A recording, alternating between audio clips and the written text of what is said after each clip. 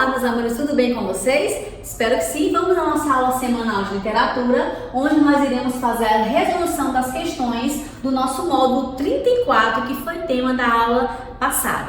Bom, no nosso módulo 34, nós temos como título textos informativos, trabalhamos o texto jornalístico. Lembra lá? Pega a apostila do 3 de vocês e abre aqui no módulo 34. Lembra que eu debati com vocês sobre essa imagem? Onde a priori, quando a gente olha, parece um iceberg, mas logo após nós podemos perceber que é o que, pessoal? Uma sacola, né? Nós fizemos a leitura de um texto, vocês lembram desse texto? Ó, onde foi comprovado que o quarto maior produtor de lixo plástico do mundo, o Brasil, é o que menos recicla. Então nós fizemos a leitura desse texto também, onde nós vimos, né, que é um relatório da WWF, onde aponta que o Brasil reaproveita pouco mais de 1% do plástico e o nosso país está em quarto lugar, né, de produtor de lixo plástico e é o que menos recicla, né? Então eu peço que vocês refaçam essa leitura, tá bom? Refaçam a leitura desse texto, reassistam a aula passada, onde eu fiz essa leitura com vocês. Tá bom? Aqui, ó, durante esse texto nós vimos também essa tabela, que é a tabela que traz a produção e reciclagem de plástico no mundo. Nós temos aqui os países,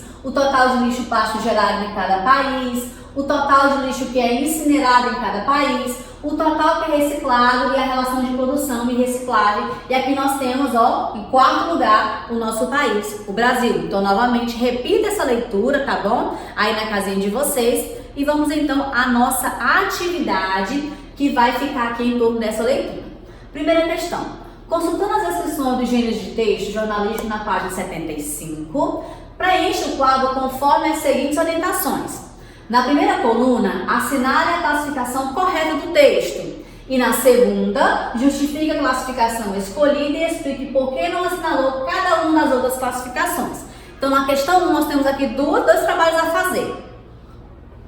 Primeiramente, nós vamos, assinalar a classificação correta desse texto. Aquele texto esse texto que eu acabei de mostrar para vocês e que eu pedi que vocês relessem, ele é que tipo de texto? Ele é um editorial? Ele é um artigo? Ele é uma notícia ou ele é uma reportagem? Vamos lá? Ele é uma reportagem, isso mesmo, parabéns.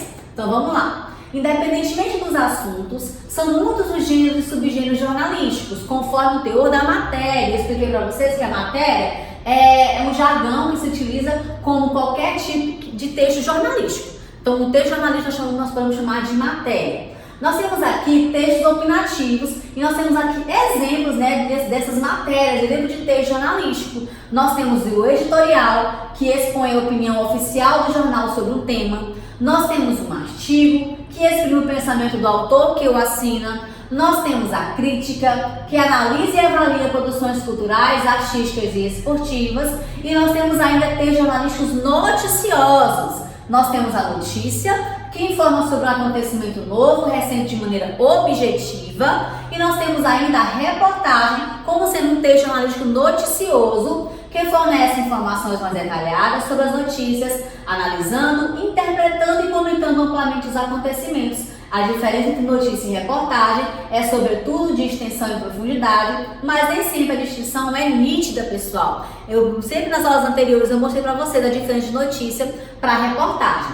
Apesar de ser que girando em torno do mesmo gênero, que mesmo tipo textual, que esse texto tipo jornalístico de matéria, a diferença é que notícia sempre vai ser sobre um acontecimento novo. Já uma reportagem não. Nós podemos perceber que uma reportagem pode ser de qualquer tema, mesmo que esse tema seja bem antigo, tá? Bom, novamente, respondemos a primeira coluna, que aquele texto é classificado como reportagem. Agora nós vamos justificar, tá? Que por que aquele texto não é um editorial? Por que aquele texto não é um artigo? Por que não é uma notícia? Vamos justificar cada um deles nesse momento. Por que aquele texto não é um editorial? O texto não expõe a opinião do jornal sobre o relatório do WWF ou sobre o problema do lixo plástico no Brasil e no mundo. Ele apenas reproduz dados e análise de relatório. Então, aquele texto, pessoal, aquela reportagem, ele não está te dando aqui uma opinião sobre o jornal, sobre aquele acontecimento, sobre aquele fato onde o Brasil recicla muito pouco. Ele está somente trazendo para a gente aqui, reproduzindo dados estatísticos, nos mostrando os dados. Ele não está fazendo nenhum juízo de valor. Por que ele não é um artigo? O texto não é assinado por um autor que exprime seu pensamento sobre o assunto. a produção de plástico e a destinação dos resíduos. Ele não é um artigo porque ninguém assinou aquele texto como sendo a sua opinião, por isso que ele não pode ser considerado como um artigo. E ele não é uma notícia, porque, embora o texto informe sobre um acontecimento recente, né, que essa problemática da falta de reciclagem vai ser sempre atual, né, enquanto não for resolvida essa problemática, mas a publicação do relatório da WWF, ele não se limita a isso, mas desdobra explicações e reproduz detalhes e dados contidos no relatório. Por que ele pode ser considerado uma notícia, professora? Apesar de ser atual, ele não está ali somente noticiando, ele não está focando ali nessa problemática atual, né? E ele é uma reportagem porque, a partir da informação de um fato específico, que é a publicação desse relatório, o autor amplia o enfoque para temas gerais, como a produção de matéria plástica no Brasil e no mundo e as consequências disso para o equilíbrio ecológico, ok? Continuando. Segunda questão. As principais características da linguagem jornalística devem ser a objetividade e a clareza, possibilitando uma compreensão fácil e rápida. Para atingir essas qualidades, o autor do texto precisa dominar algumas técnicas de redação jornalística, a começar pela titulagem, que é título, subtítulo e intertítulo. E aqui do ladinho eu mostro para vocês o que significa cada um. Título é a frase que se coloca no início do texto para identificá-lo. O subtítulo é o título secundário, ou seja, nós temos um segundo título, né, que vem logo abaixo do título para esclarecer ou complementar. Então, o subtítulo ele vem para trazer mais informações desse título. E o intertítulo é um pequeno título de 2 ou 3 palavras que destaca o assunto de um segmento do texto jornalístico. Então, lá temos o título, o subtítulo e temos ao decorrer do texto o intertítulo, que são um título grande, né, que vem com 2 ou 3 palavras, que vem aqui dar segmento, vai destacar alguma parte daquele texto, tá? Bom, releia o título e o subtítulo do texto anterior e explique a relação entre eles, indicando a qual se refere ao fato mais amplo e qual ao fato mais específico. Vamos lá, pessoal. O título se refere ao fato mais amplo. O subtítulo especifica o percentual de reciclagem de plástico realizada no Brasil, mencionada genericamente no título. Além disso, o subtítulo refere-se ao fato específico que motivou a publicação dessa matéria pela revista, a publicação do relatório da WWF. Então, no título desse texto, nós temos aqui o que se refere ao fato mais amplo, e no subtítulo nós temos aqui o percentual de reciclagem, nós temos como que acontece. Então, esse subtítulo traz várias informações detalhando esse título que trabalha o assunto de maneira mais geral. Terceiro, os intertítulos dão maior leveza aos textos longos e facilitam a leitura, pois destacam tópicos importantes para o desenvolvimento. Releia os trechos indicados a seguir e crie um intertítulo para cada um. Bom, nesse trecho, intertítulo para o trecho dos parágrafos terceiro, parágrafo de 3 a 6. Então, vocês vão lá no parágrafo 3 a 6, vão refazer a leitura e eu trouxe aqui para você a sugestão de intertítulo. Comparações, o último em reciclagem e feios na fita.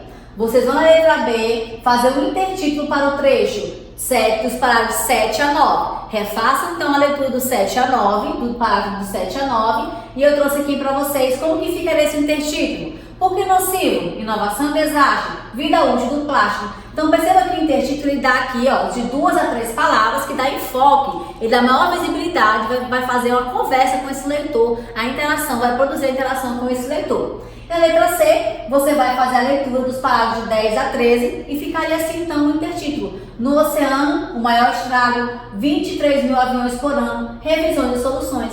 Esses são exemplos e sugestões de intertítulos que ficariam aqui dentro desse texto.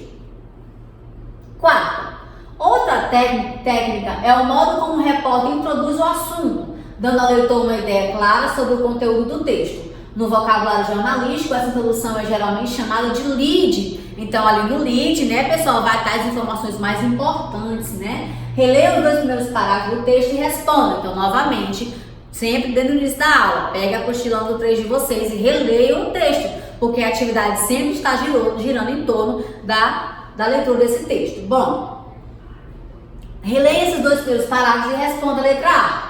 Você considera que esses parágrafos constituem um lead noticioso ou um lead provocador? Vamos à nossa sugestão então de resposta. O lead, ele é provocador. Então, o lead desses 2 primeiros parágrafos, ele é provocador, pois os 2 primeiros parágrafos não respondem diretamente às perguntas básicas sobre o conteúdo da reportagem, mas sim elas tecem comentários sobre a importância de falar sobre o lixo plástico e a gravidade do problema. Olha só, então no primeiro e segundo parágrafo, o lead, ele é provocador, nos provocando, né, a falar, a pensar sobre a gravidade desse problema.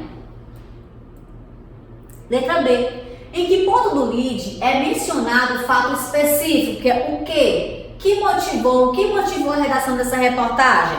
Bom, o fato específico que motivou a reportagem só é mencionado na última frase do lead, conforme demonstrou o relatório WWF.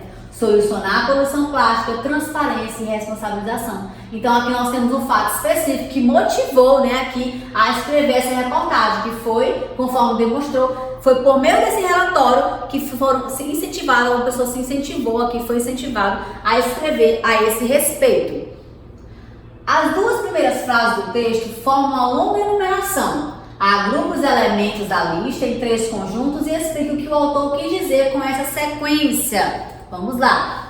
Primeiro conjunto, nós vamos ter ambientes aquáticos, que é rios, lagos e oceanos. No segundo, nós temos elementos da fauna, como aquática, né, tartarugas, crustáceos. Terceiro conjunto, elementos do lixo plástico, garrafa d'água, purpurina, canudos e plásticos. E a explicação é que a enumeração sugere a invasão dos meios aquáticos, habitat de animais, por elementos estranhos de plásticos. A segunda frase repete 3 vezes a palavra plástico, sugerindo a predominância do lixo. E na quinta nós temos: o texto reproduz uma tabela que faz parte do relatório da WWF. Releia o parágrafo 4 e responda: os dados do Banco Mundial são confirmados pela tabela WWF? Esses dados são confirmados, pessoal? Vamos comprovar a resposta fazendo as contas.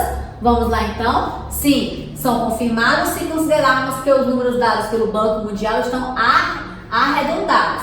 Somando, temos 2.400.000 de descarte irregular, 7.700.000 com aterros sanitários, 1 milhão de não recolhidos, totalizando 11.100.000 toneladas. Se na tabela a gente for subtrair o total reciclado do lixo produzido, vamos ter aqui 11.210.000 de total lixo descartado. Então, se der arredondamento, sim, ele vai ser confirmado se isso for arredondado, se esse valor for arredondado. Tá bom, pessoal? Então ficamos por aqui. Até a próxima aula, acompanhando nossas redes sociais e a Agenda Edu.